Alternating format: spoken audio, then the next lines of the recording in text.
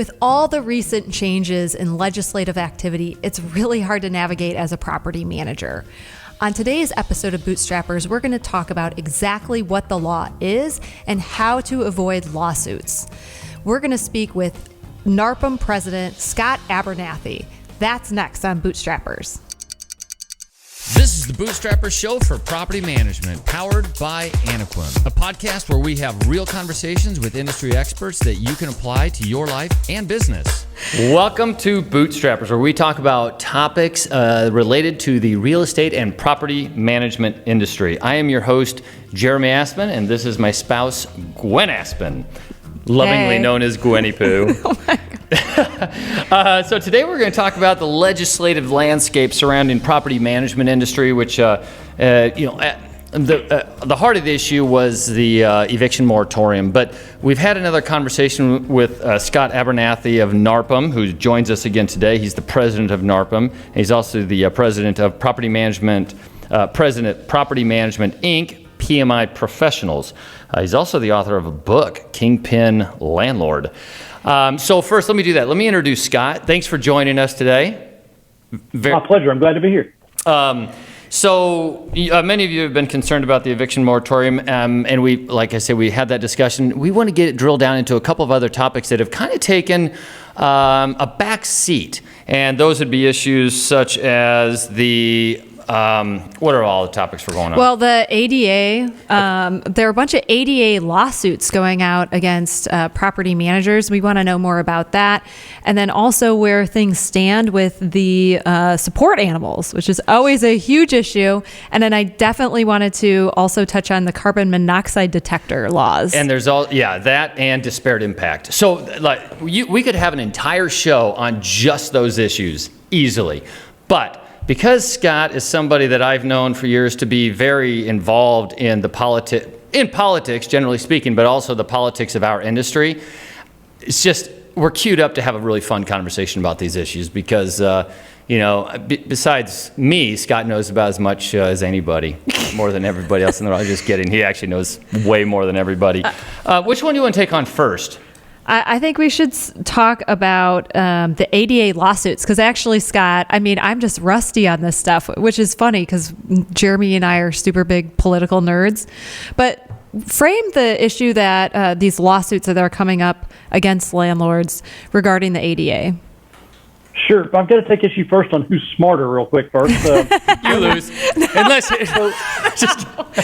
wrote the book on it? Oh, yeah. Who got their book published? Okay. All right. I'll defer. I'll defer to the expert. I didn't say the book was good. Just that you're the better. Yeah, I think I'll defer for sure. Yes, for sure.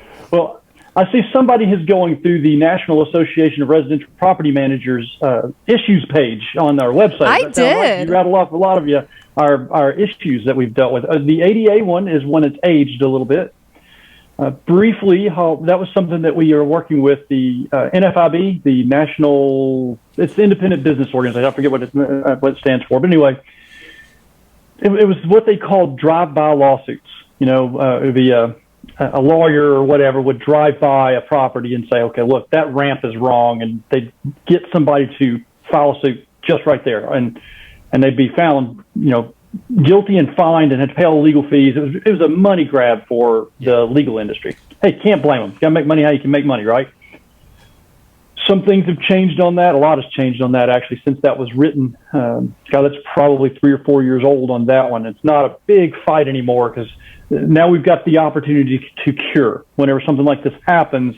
And a lot of this is because of the activity of what NARPHAM and our lobbyist did, was to give us the opportunity to cure before we're fined. Does that make sense? Yep. Yes, but there is a new issue regarding ADA, regarding people's websites. I don't know if you've seen this. Yep. So that's why I thought this was an important thing to talk about first, because we just went through this with our website at NARPHAM, where we did a big to-do to make sure it was ADA user-friendly, if you will.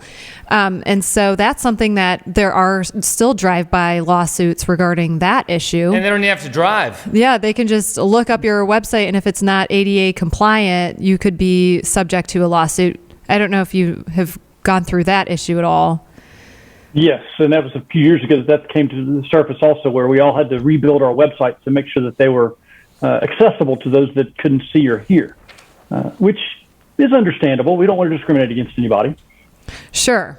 Absolutely, but I don't know if everybody's website is ADA compliant yet. They're not. So I wanted to make sure that we brought that up while we're talking about ADA. Yeah. I would recommend every property manager listening to make sure that they've got their website ADA compliant. Because if they have a professional organization doing it for them, probably already done it for them. But if they're running their own website, you're right, it's probably not correct. But luckily the plugins are, I mean, it's like $700, but you buy like a plugin, $700 like a year, but you buy the plugin and they're pretty user friendly at this point. I would say even a few months ago that was harder to do. But that is a ADA consideration that everyone should think about. To put it into context, like all the issues that you as a property manager have had in the past with fair housing, where and you've certainly heard about all the bad stories about how property managers, landlords get sued. They had to have testers. The fair housing would have testers out there. They would check to see that you weren't asking questions based on, or that could be tied to color or their race, gender, all of those things. ADA it's similar to that in that, except they don't have to drive around and have testers. They can just go onto websites and find out that there's an issue, and you are starting to battle uphill. So the takeaway there is, sure are. Yeah, right. It's a big deal. People need to take it very seriously. And like Gwen brought up, and I think you'd probably agree, Scott, it's a relatively simple fix. Well, I'm not a tech guy, so I'm the wrong person to ask. But Gwen, I think if you're using a YouTube channel for your business also, it has to be compliant too, doesn't it? It does. There's a little bit of a wiggle room because YouTube in and of itself has the captioning now. So that was a big issue, but now that you can just press a button and it will read it for you, I think we're okay with YouTube. But I'm not a legal expert, so definitely defer to your local, your lawyer. But I think that is a helpful bypass. So should we go to the? Go ahead. We probably need to qualify our entire conversation. Yes. We're not legal experts. Oh, yes, that's a good point. Let's put that in our intro. You're professional, yeah. So is carbon monoxide still on the table? Are people talking about carbon monoxide around the country? Yes. Yes. I mean, obviously, these issues that we're talking about right now are so far back burner in the last 18 months. Right. And thus this the is purpose a really of the good show. conversation to have. Right. Because they are going to bubble back up. There's no doubt about it. They're going to bubble back up. So with carbon monoxide detectors. Is the problem with carbon monoxide detectors, I'm guessing it's always a state statute, right? That's generally speaking where that's going to happen. And county to county. Oh no. Okay, yeah, so county to county. So what are some issues that have come up recently, and then I can share with you the way that we handled it here in Nebraska? Sure. So the biggest challenge with carbon monoxide issues is there's no uniform inspection standards. If it's right here in this jurisdiction, it's not in this municipality, it is over here, this, that, and the other. There's no, you've got building codes for new buildings, but even that there are counties that don't require carbon monoxide detectors. Where I live, if you don't have gas, you're not going to have a carbon monoxide detector in your house. And it's not required even if you have gas in the house. Now, should you? Well, I'm going to maintain that, yes, if you've got gas appliances, any gas, heat, stove, whatever it is, I think you should. But that's coming from somebody who's known somebody who lost their life from carbon monoxide detection. And trust me, you don't want to be the landlord when somebody dies of carbon monoxide. Right. So I'll say that here in Nebraska, I'll make a long story short, but we had some very political activists on the left that were trying to get carbon monoxide legislation passed. And it was written in such a way that to use an example, it was the landlord's responsibility always. So I was fortunate enough to be friends with one of the people that was running this, and I was involved in all the legislative discussions. And this is the takeaway. If you're working with the political opponent, which in these cases they were all political opponents of mine, we got along great, and they did absorb reasonable exceptions, which was it should probably be the property manager, the owner of the property can't be liable because they're not allowed in the property. And now if you make it so that they're liable, they have to go into the property, which if you're a tenant, that is unfair. That's just one example. There were 2 or 3 in there that really they listened to, they built it into the law. And I would say that Nebraska's carbon monoxide law is probably the one you want your state to copy paste. So I do want to say what the error was in the initial legislation was that the landlord was responsible during the tenancy if anything went wrong with the carbon monoxide detector. Now, we all know as landlords, as soon as something starts beeping because the battery is out or getting low, people take a baseball bat to it, right? They just get sick of it and it's the middle of the night and they just beat the crap out of it with a baseball bat. And so it's unfair for us to be liable if they are destructive towards that device. And we can't be responsible when we're not going to go into people's house. I mean, every day of the week. So Jeremy actually was responsible for adjusting the language to make sure that it was the responsibility of the tenant once the tenant has moved in. Now, for move-ins and regular inspections, it has to be on the list and it has to be working anytime we go in there. But it's not, if there's a unfortunate, terrible accident, it shouldn't be our fault if somebody is destructive towards it. I totally agree. Yeah, so copy paste Nebraska's law. And it really is important that people read that fine print if this is going on in their state, because it can be written really poorly. Oh man, it was terrible. There was one woman in there, she's a lawyer. I had said, it's not our fault. And she goes, I don't really care if it's the property owner's fault. I think you guys should all be fined just for being property owners. I mean, that is the type of people that were in the room. But even that being the case, and as angry as I really got inside, I held my composure as I generally do, right? I did, and they came up with a reasonable law. So it's not all doom and gloom. And to be fair to them that are promoting it, it is a safer state because there's reasonable expectations set by both parties. When we give the property to a tenant, it is safe. When they bring it back to us, we make it safe. So I do want to just piggyback on what you just said. I do feel like after this, and maybe I'm just being paranoid, Scott, you can weigh in on this, but I do feel like that we're a really great industry to rail against right now. For whatever reason, it's very politically advantageous for certain people to be against our industry. And what do you think are the best ways that if anyone is going through this in their state or their local jurisdiction where they really feel like they're being villainized, how do you think landlords and property managers can put the industry in the best light? Sure. If you have a state chapter or a local chapter of the National Association of Residential Property Managers in your area, work with them. Many of them are going to be very active in the local governments. I'm in Nashville. We have a Nashville chapter. We have a government affairs chairperson that keeps us informed of, goings on at the state level and the local level. And heck, he knows most of the councilmen and senators, representatives, stuff like that. So you band together. If you don't have a NARPHAM chapter around you, there are you get together with other property managers and landlords, by the way. There's a lot of landlords out there that will help you with this stuff also.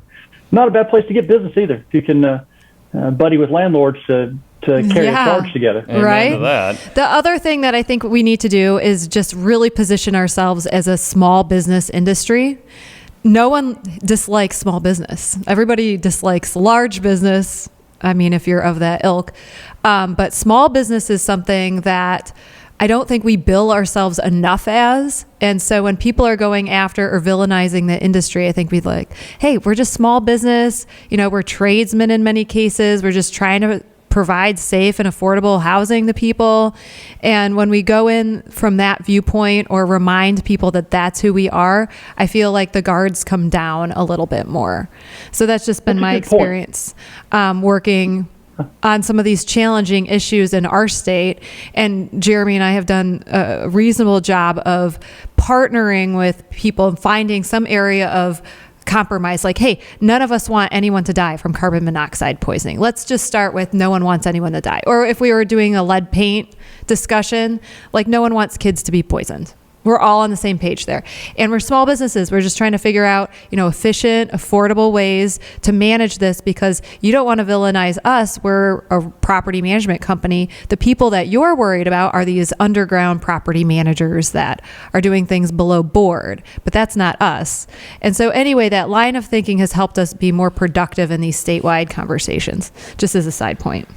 You definitely want to work with NARPHAM on this stuff, because NARPHAM has a lobbyist that's in Virginia that works with us on legal issues as well. And you get local NARPHAM groups too, and that is probably the best way to get in touch with to get your word out. I like the way you put that. I mean, it's not like we're ExxonMobil or General Electric. I mean, we're local business owner right here in your backyard. Right. Yeah. Mom and pop shops, baby. All right, so can we move to disparate impact? Because that's another one of those I think was really scary at the beginning.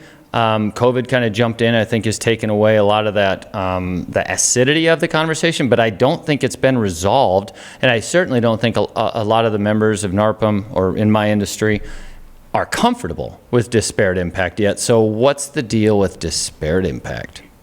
Yes, and disparate impact has had some movement at HUD while nobody's looking. While we're all looking at COVID and this, that, and the other. Yeah. There's absolutely been movement with this disparate impact. For starters, I guess we ought to explain what disparate impact is for your listeners. So disparate impact is a theory in discrimination, which basically says you can discriminate against somebody because of a business practice that you have that's not necessarily intended to be discriminatory, but it is inadvertently, and you're still responsible for it. Its output. And I'll give an example here in just a little while. Right. Matter of fact, I'll go ahead and give an example now. I'll give you an example of what the Housing and Urban Development came out with. Okay, this came from a Supreme Court ruling in June of 2016. 2016 is whenever the theory of disparate impact was affirmed in the Supreme Court. And that case was the inclusive communities versus the Texas Department of Housing. Inclusive Communities was a low-income home developer, and the Department of Housing in Texas had low-income loans, low-income grants for folks that didn't make a lot of money. Oh. All of these low-income loans, though, seem to be going to the same general area. The state didn't mean to be discriminating against anybody, but if you know anything about fair housing, steering would mean you're doing something to put a particular protected class in the same area.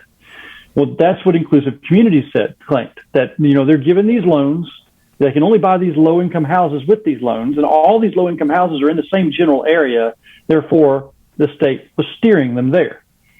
Now, I oversimplified that, big time oversimplified that. It's a lot more complicated than that. Interesting roots, though. Very interesting roots. Because we would have thought it had more to do with the private sector, but no. Wow, I did not know that. Yeah, you are the smart. State didn't mean to be discriminating, not at all. But they inadvertently were, because all these houses were in an area where a specific protected class was in. And they were all specific protected classes. I say all, many of them. It wasn't all of them, just a large enough percentage for this to be a disparate impact. And that was what was affirmed by the U.S. Supreme Court. Jeremy, Gwen, that's Pandora's box. If you really think of all the policies and procedures that we have in our industry, where somebody somewhere down the road could say, you know what? This protected class has more of this than this protected class. And you could see where this could go. Mm-hmm. And the first domino to fall was criminal background checks. If you'd like for me to go into more detail on that, or if we don't have time, it's up to you. I think we should keep it at, what do landlords need to know to avoid any of these problems in their business? Sure. And not inadvertently discriminate. Well, and I think actually we could use the criminal background check as an example of, and we could cut and paste that same argument. So I would like to hear your thoughts on that. Okay, certainly. So the one thing that the ruling did give property managers and landlords is, something for a reasonable business practice. My first thought process is we all use credit scores. We use credit scoring for, judging whether a tenant's going to be credit worthy or not. I think there's probably an argument that could be made that some protected classes have better credit scores than other protected classes. And there's somebody down the road that could say that this is discriminatory. But at this point, that's considered a reasonable business practice. Well, in 2017, we also thought that criminal background checks was a reasonable business practice. And it's not that you can't do criminal background checks, but you can't have a one strike you're out policy. You're going to see in all these HUD guidance memos, whenever they distribute something, they almost all will say they want to see the landlord/property manager use the least discriminatory method available. They give some outlines in criminal background checks on what you can and can't do. Like, for example, arrest records. Can't evaluate arrest records because unless they're convicted of something that is, they're innocent without until they're proven guilty. No one strike you out policies. You can't say just because you were locked up once, you can never rent a property from us. They want us to be more reasonable and thoughtful about the crime that was committed, which kind of blows my mind. There's, gray areas in crime, good crime versus bad crime. Those are my words, by the way. And how long it's been. And I will admit this, they're probably right on that. I mean, somebody gets locked up when they're 18 years old and they serve their 5 years. They're a productive member of the society for the next 20. Does that really have anything to do with their tenant worthiness? Right. Probably not. So they're probably right there. But I'll never forget sitting down to HUD when I was, debating them on this in Washington, D.C. And they wanted us to evaluate things like, we understand if it's murder or rape or something like that, but, if it's bouncing a check. And I'm like, bouncing a check? I'd rather a murder and rape than bounce a check. Yeah, right. Okay, I go a little far there, but you know what I mean. Yeah, that bouncing a check makes a difference. Yes. It does. But that's just kind of the first thing. We are watching for other things also, and quite honestly, a suit gets filed or a complaint gets filed and HUD says, okay, look, that's probably a disparate impact. They're going to get their hands in it. It would not surprise me at all if we didn't see more issues like that. And the criminal background checks is the only one that I know of right now that I've seen HUD come out with a guidance memo on from disparate impact. Well, and but I could see more coming. The example is marijuana also, like marijuana convictions plague more the, I think, African-American community more than they do white America. And so they use that as an example. And I think there were some lawsuits, and I think some lost lawsuits that where they made the claim that they had committed, I don't know if that's the right word, disparate impact or racism, I guess it kind of what it ends up being, was at play. Discrimination. It was part of the part of the decision making, wittingly or knowingly or not. It ended up resulting in something that wasn't fair because it's not a criminal offense. That's not true. They're treated differently, right? That's what the law says. That's what any analysis of the law says, anyway. So we actually in Nebraska. To make it clear. Well, I was just going to say. To make it clear. I'm sorry. Go ahead. In Nebraska. In my company, what we do is we just don't take into account marijuana possession as in part of the decision making, and that saves us, I think. So, what were you saying? Sorry. I was just going to say, to be clear, HUD did not declare criminals a protected class. That's not what they did. Right. They look at the reality and statistics. Color is a protected class. And the reality is in this country, on a percentage basis, we lock up more people of color than not. Right. That's where the disparate impact comes in. And that's where they want us to use a less discriminating method. So no one strike you out policies and be more thoughtful about your processes. And just to kind of mention what we said earlier is that at the heart of everything, even all of these laws, disparate impact, fair housing, carbon monoxide detectors, there's always a good reason. There's always a good motive. You got to find it, you got to work with it, and you got to make it work for you.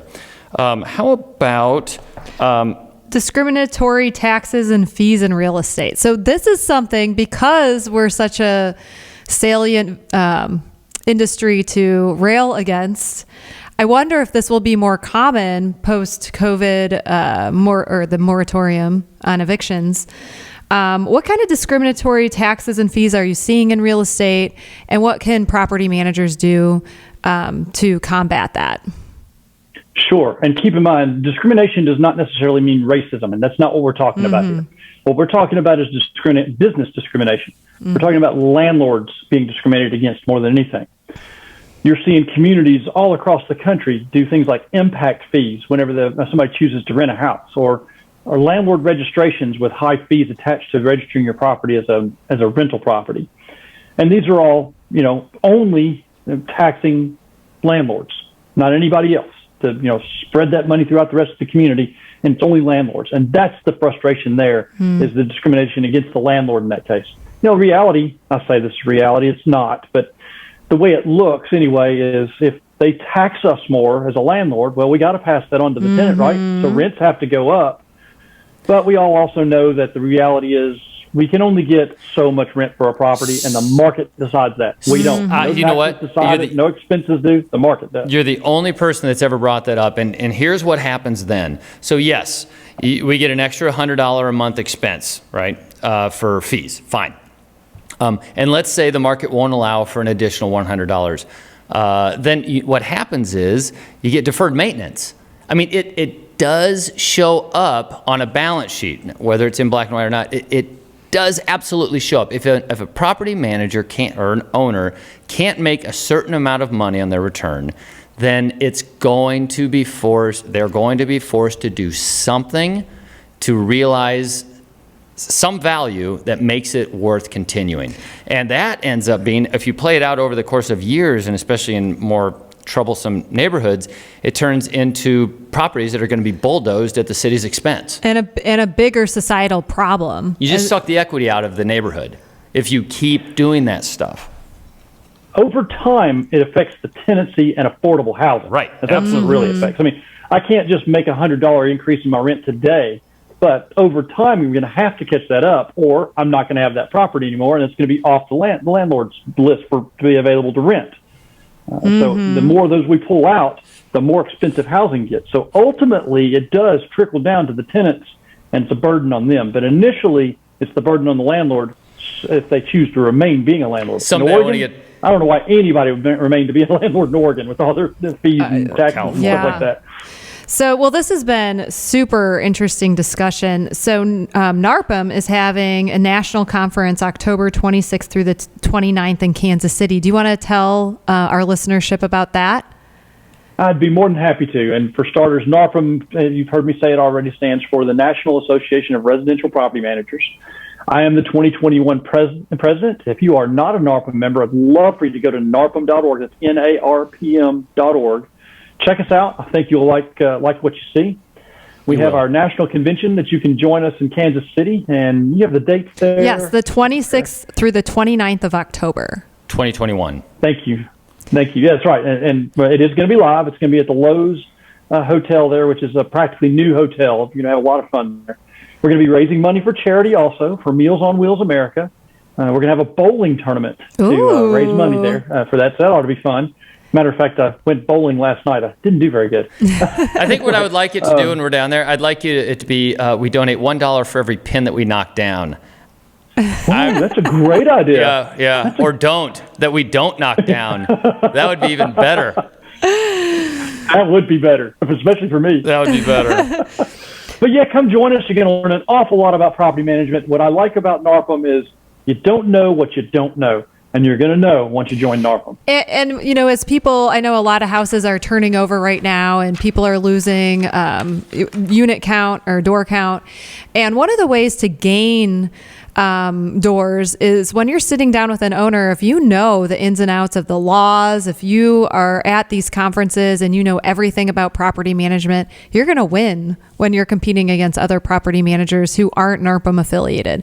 So I think the wealth of knowledge that you learn from these kinds of organizations, and I personally, as a property management company owner, am so grateful for NARPM sticking up for us in the lobbying efforts to make sure that our industries heard on a national level. And so NARPM's a huge part of why there have been at least some concessions with the moratorium, the eviction moratorium.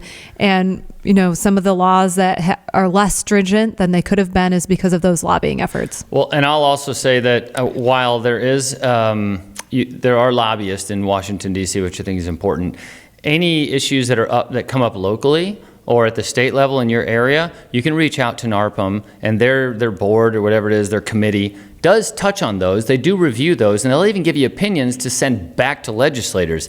They're not just for federal issues. You can talk to them about your local and state issues as well. Before we go, I do want to talk about your book. It's Kingpin Landlords, correct? That's correct. Tell us about it. Kingpin Landlord, the secrets to unlocking the wealth in your rental properties. It's a book designed for rental property owners to show them some methods on how to earn more money out of their properties. It's a little counterintuitive, like, for example, late fees. Should I charge the entire amount that I can charge, or should I charge less? Sometimes less is more. And if you want to learn more about it, you can find it at Amazon.com or BarnesandNoble.com. I will say this. I told you I went bowling last night. I had 2 games, and I never got over 100. And somebody looked up at me and said, "You wrote a book named Kingpin. You can't bowl?" Yeah. Flop. Oh, yeah, that's right. Funny. Oh my gosh. Well, we're so I think great. you'd enjoy it. I think property managers will enjoy it, and I think they might like sharing it with their prospective owners as well. Because Chapter 8 is all about hiring the right property manager. So maybe what we should do is buy a bunch of them and give them to our clients. I'm just saying, everybody, it's not. I think you should. Yeah, we should. As like a gift when they get onboarded. You may want to read it first. Yeah. I'll read it. I haven't yet, but I got it on my list right here. So anyway, Bootstrappers is powered by NARPM, so just please go to NARPM.net and download a free ebook, which is about leadership development, because our employees want to work for better companies. Our A players want to work for better companies, and you, as the leader of the company, have the responsibility to make sure your company is being run effectively so that their lives can be made better. Go to NARPM.net and download that ebook today. Anyway, so I think, Scott, that is everything we've got for you question-wise, unless there's anything you'd like to bring up. I think we covered an awful lot. We could go all day, like you said. I've got things I want to talk to you about, like service animals, and even just the philosophy of working with local governments and how to make things a little bit better. But that'll have to be sometime in Kansas City. We'll have to carve out some time. But thanks a million for being on the show. Really do appreciate it. This is the Bootstrapper Show for Property Management, powered by NARPM, a podcast where we have real conversations with industry experts that you can apply to your life and business.